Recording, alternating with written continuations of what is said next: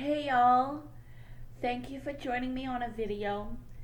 Y'all have got to be the most patient subscribers ever. I have been so inconsistent lately, and I'm so sorry about that.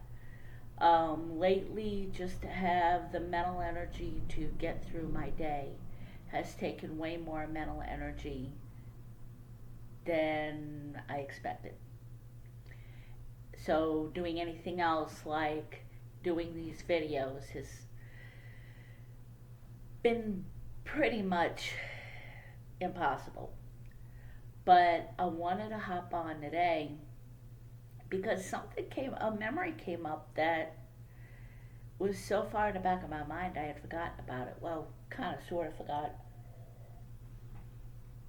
In thinking about today being May 1st, it dawned on me that 17 years ago today, back in '07, I had called the cops on my ex for the first time. Um, when I actively think about that day, I remember it as if it happened yesterday. The whole day was kind of not good. He was in a mood for who knows what. And right before I was getting ready to go to work, he was getting mad again, blaming me for all our marital problems, blaming me for everything. The world turning not fast enough was my fault. Who knows?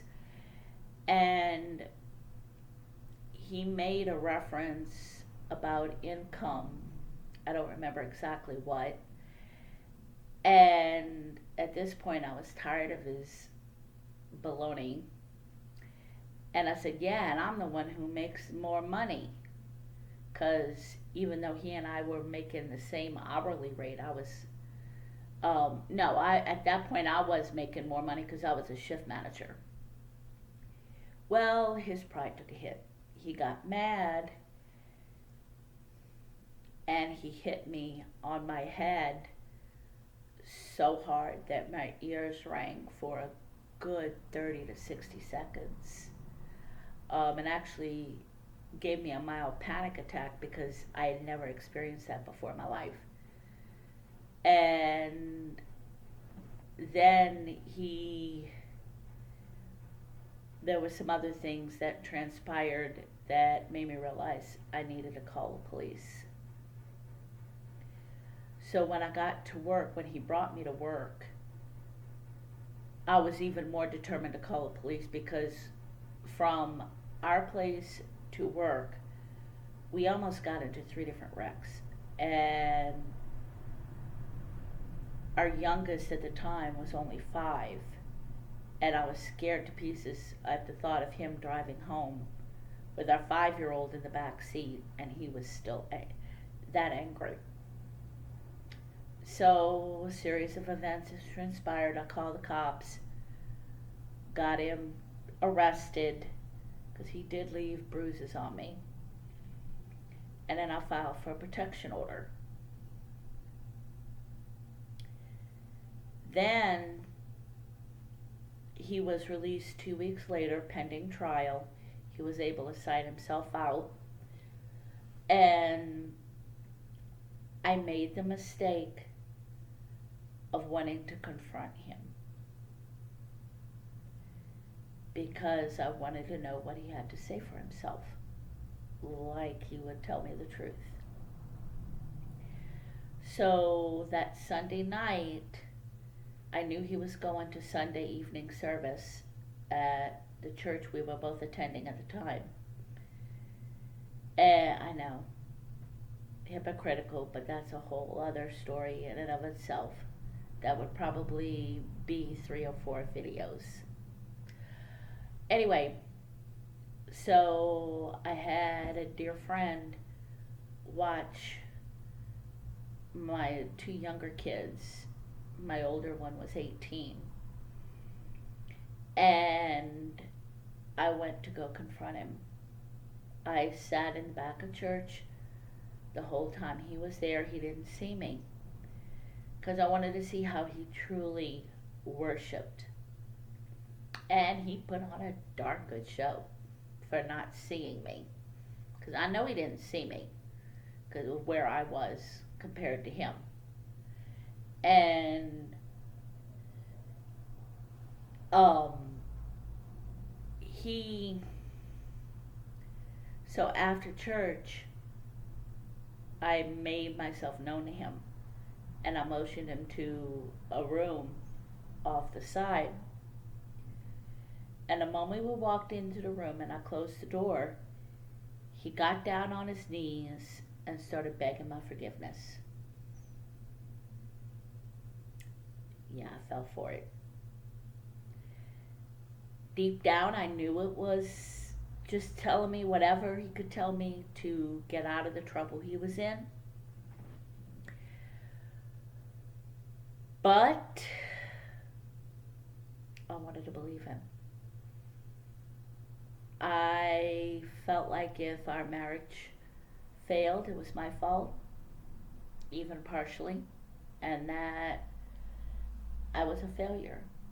I was yet another statistic. And all of these things went through my mind. So I chose to believe him. And I went to go get the protection order vacated. It took a good 2.5 months, but I got it vacated. Thing is, I didn't even ask the kids about it. I just did it on my own, not even thinking that they were affected by all of this too. My oldest didn't even want to stay at home that night. He went off and stayed with a friend. My daughter stayed with us, but she wasn't happy. She stayed at a friend's for a little while before it was time to come home.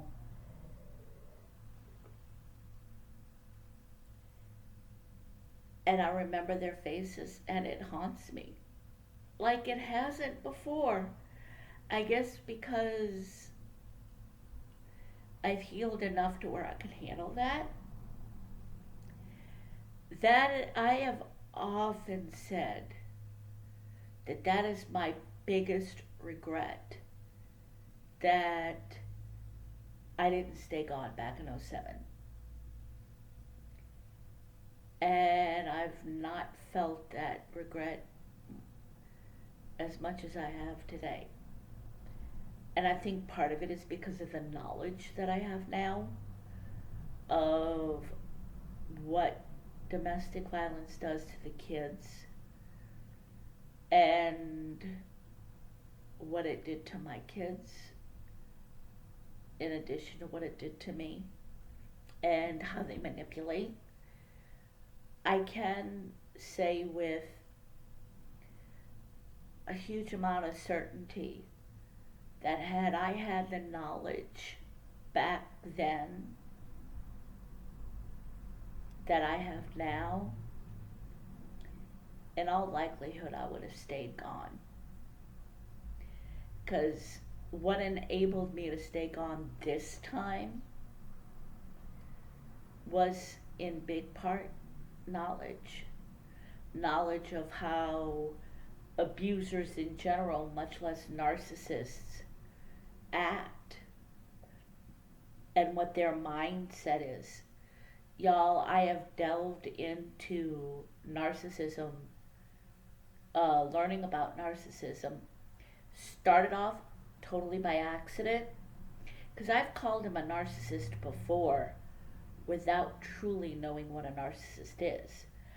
I just thought it was, on the surface where they're self-centered. I had no idea the intricacies of it. And again, if I'd have known then what I know now, I probably would have stayed gone. I can't say 100%, obviously, because hindsight's always 20/20. But it's a higher probability that I would have. And that's why I'm going to do my best to start stepping up these videos, bringing knowledge, because I don't want other families to go through what I did and what my family did, my kids. They're still affected even today by things my ex did a decade or so ago. And there's a lot of things that I actually dissociated with just to survive. My daughter has a lot of memories of things that happen and she brings them up. And I just look at her with crickets and she's like, "You don't remember that, Mama?" I'm like, "No, I don't." And she's like, "Dang, you really did dissociate." I did. It was a coping mechanism. And thankfully, she doesn't blame me. Um, she realizes that it was literally how I survived. Because if I hadn't dissociated at that point,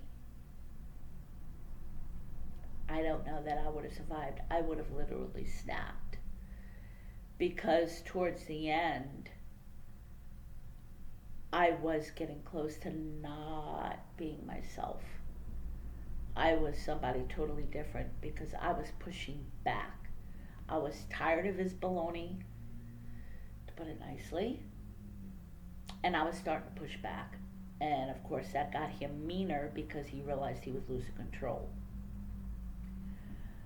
But dealing with the regret I have, it's hard. Um, because with all of this knowledge, I see how much my kids were hurt by all of this, how they were way more affected by this than I thought. Because I thought that they didn't see as much as they saw. I thought others didn't see as much as they saw. The tragedy of that is a lot of people kept quiet and wasn't voicing their concern. To be honest, I don't know if it would have done any good at that point. May or may not have. But I do know that the knowledge of somebody caring about me would have done something. And I'm, most of the time, I am at peace with the regret. I'll always have the regret.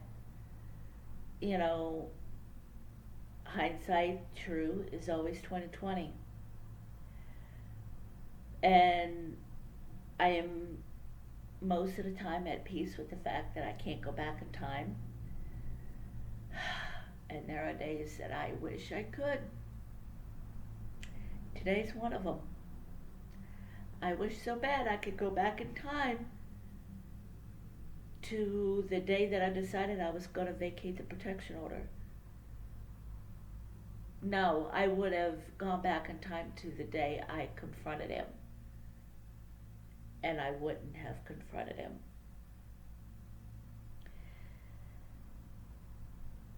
And again, I'm kind of rambling here.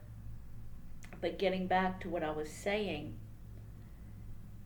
I didn't have the knowledge back then. I made decisions according to the knowledge that I had, which was basically zero. Even when I left him, when I had called the cops on him 4 years ago, back on March 10th of 2020, I had even a little bit more knowledge of the reality of things. I had finally gotten to the point to realize that no, he's not going to change. I came to that decision in August of 2019 when a series of events happened that made me realize it's not a matter of when but if. Not a matter of if but when I leave. And that's when I started planning. And so I had more. I had at least come to the point where I realized he wasn't going to change at all, if for no other reason because he didn't think he needed to. Quite frankly, I'm not convinced that he thinks he needs to now. I think he's just telling people that in hopes it gets back to me and I'll believe it. Um, I haven't really talked much about him lately. I've purposely started living my life to act like he's not around. And every once in a while, it'll get back to me that he's asked about me. Um, Last Friday on Arbor Day, we had a horrible storm come in and caused all kinds of tornadoes. And my area generally doesn't get a whole lot of tornadoes because we're in a valley. Yet we got quite a few tornadoes. I heard one report was 7. National Weather Service has already confirmed that 9 of them were in the area, not just in my city. But it could be that we had a lot of funnel clouds. They weren't actual tornadoes, they were just funnel clouds that never touched down. Which, the way that storm was, it wouldn't surprise me. And of course, it got back to me that he had asked to make sure I was all right. But what irritated me was he didn't ask how our kids were. He just asked how I was. And that there was a time that I would have thought, aw, especially back in 07. But not this time. This time I got angry that he didn't ask how the kids were. He didn't ask if that person knew if the kids were okay. Just asked about me because I'm the meal ticket. I am the easy way out, and I would prevent him from having to be self-sufficient. I wish that I was where I am now back then, because I look back and see that I did really good. When I first called the cops on him, I didn't have my driver's license. I had my learner's permit, but I didn't have my driver's license. And I was 40-something years old at that point. But yet, 3 weeks later, I got my driver's license. At that point, I was driving the kids to and from school, praying that I didn't get stopped by a police officer, because I just had my my learner's permit. And if I had to go anywhere else, I had a friend drive with me, like if I had to go to the grocery store or something. That way I'd have a licensed driver in the car. You know, I was kind of hoping that if I got stopped while I was bringing the kids to school, told the officer my sad story, he'd cut me a break. Thankfully, I didn't have to face that. And then my manager was kind enough to loan me the money so I could go to the DMV and take my driver's test and get my license. I was working. I was able to make sure the kids were taken care of, get food on the table, the whole bit. And yet I didn't see how strong I was. I didn't see that I could do it on my own and be a single mother. I didn't see that I wasn't a failure. I wish I would have seen then what I see now. When I left him back in 2020, I was done, and I said I wasn't going to take him back, and I meant it. Now it's 4 years, and the thought of taking him back is not even a consideration. In fact, I have in my dreams, when he invades my dreams, I don't take him back. I push him away. I do something to keep him away, which is comforting to me because that's actually a fear I've been working with my therapist. Is because I took him back in '07 and one other time in 2011, that is a fear of mine that I'll fall for it again. But deep down, I know I won't. And so, my advice to those that, if there's anybody watching this that is thinking that they're being abused, chances are you are. And I would say get knowledge. Because the more knowledge you have, the more determined you are to stay gone. Because it was the not even the little bit of knowledge that I had when I first left kept me wanting to stay gone.